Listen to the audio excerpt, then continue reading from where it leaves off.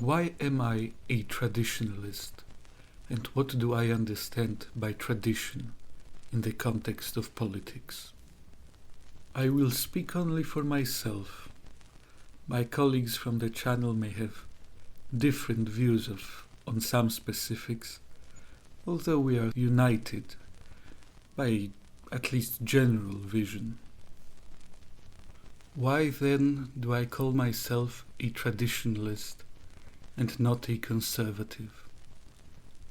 To a degree I consider the terms synonymous, but conservative denotes more the act of conserving, whilst traditionalist points to tradition, to that which is conserved.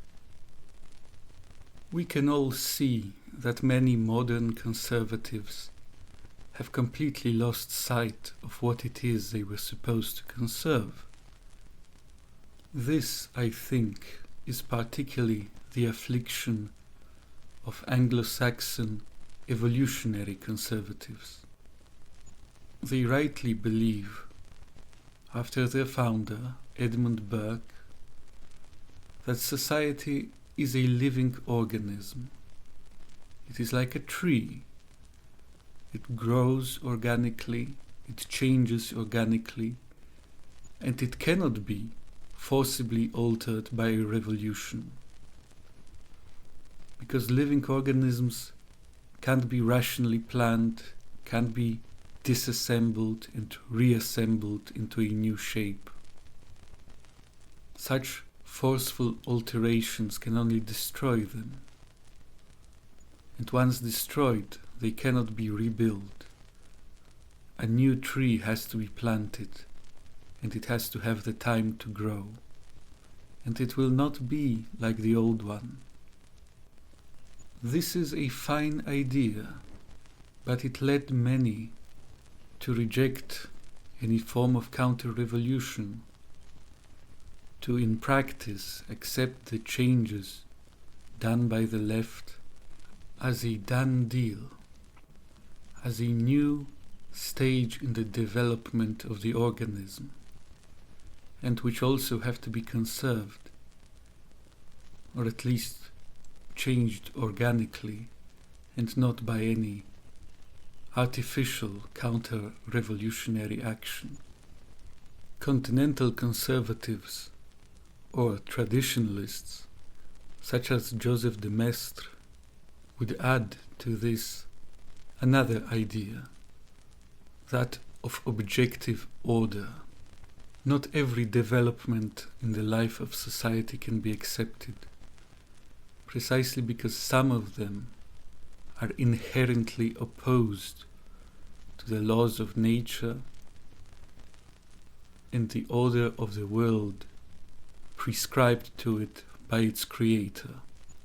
Thus, the leftist reforms are not a part of a living organism, are not a new stage in the evolution of society, but are abominations which have no right to exist. They accepted the idea of counter-revolution. The new order must be obliterated, and the old order must be restored. Not precisely in the identical forms, but the principles that animate it must be the cornerstone of society moving forward. The old order cannot be replicated precisely, amongst other reasons, because the very fact that it fell, that it was susceptible to a revolution, whether it was the French Revolution, the sexual revolution, the Protestant Revolution, means that there existed in it a flaw, a weakness. Thus, this weakness has to be identified, and it has to be restored without it. It has to be purified. Thus, traditionalism means to me a radical distinction between legitimate and illegitimate forms of social development.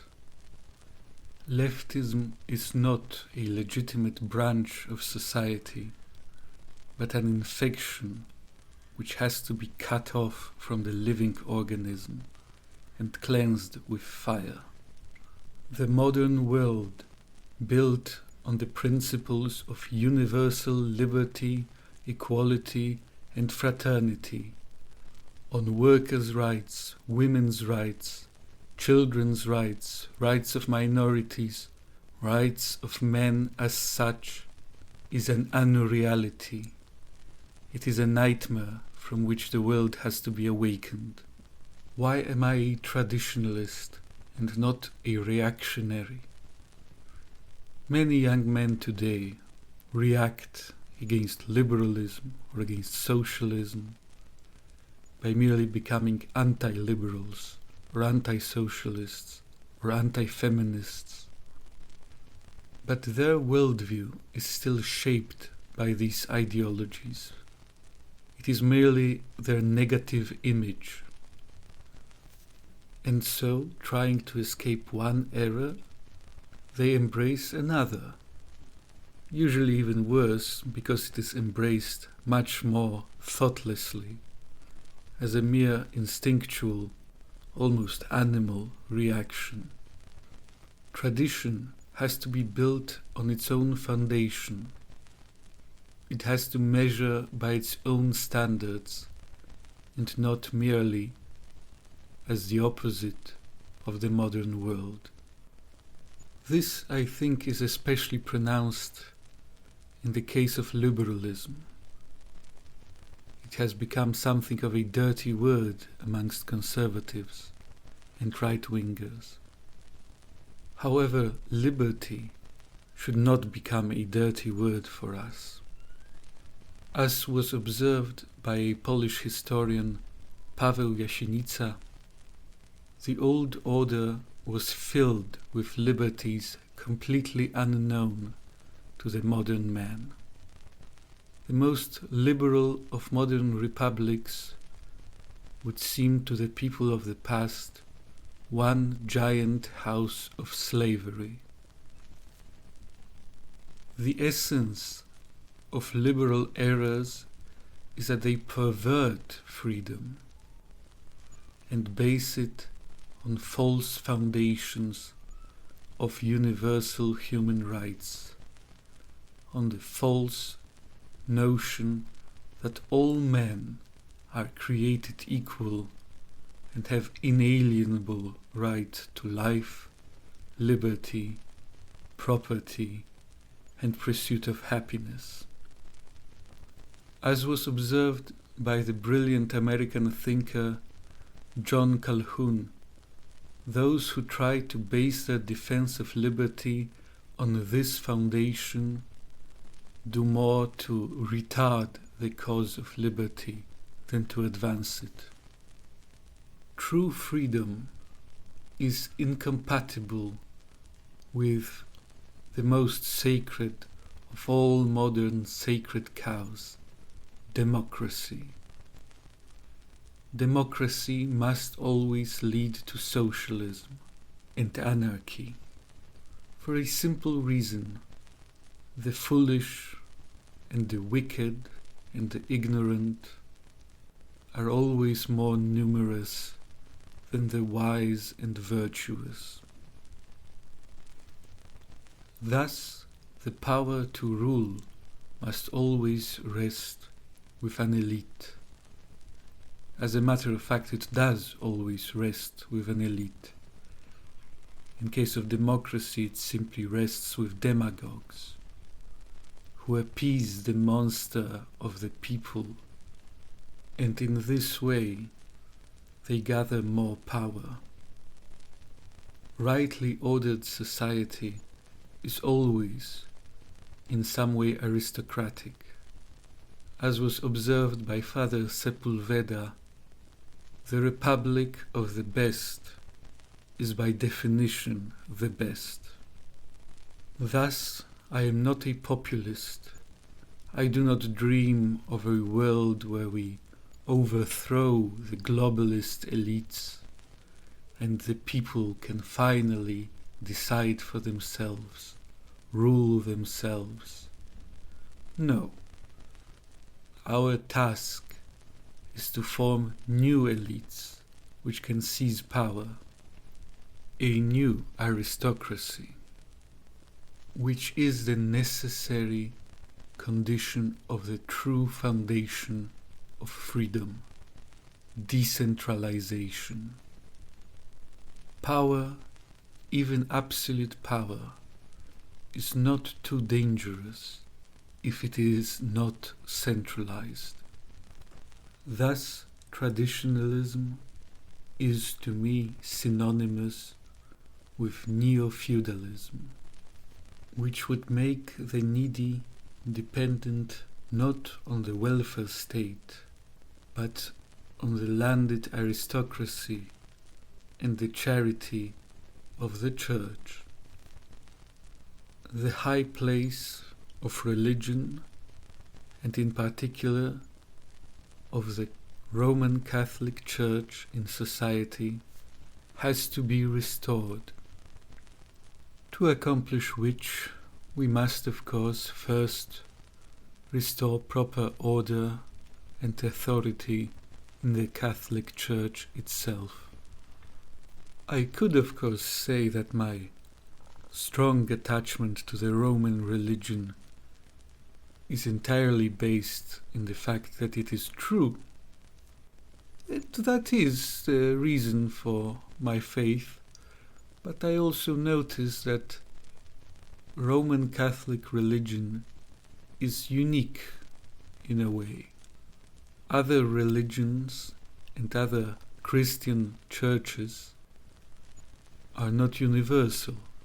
They are prone to forming national churches which are easily dominated by the state. And one of the greatest safeguards of our freedoms is that the state, which enforces moral norms, does not create them, while the church, which creates them, or at least authoritatively teaches them, cannot on its own enforce them. Only the Catholic Church can be truly independent of the state.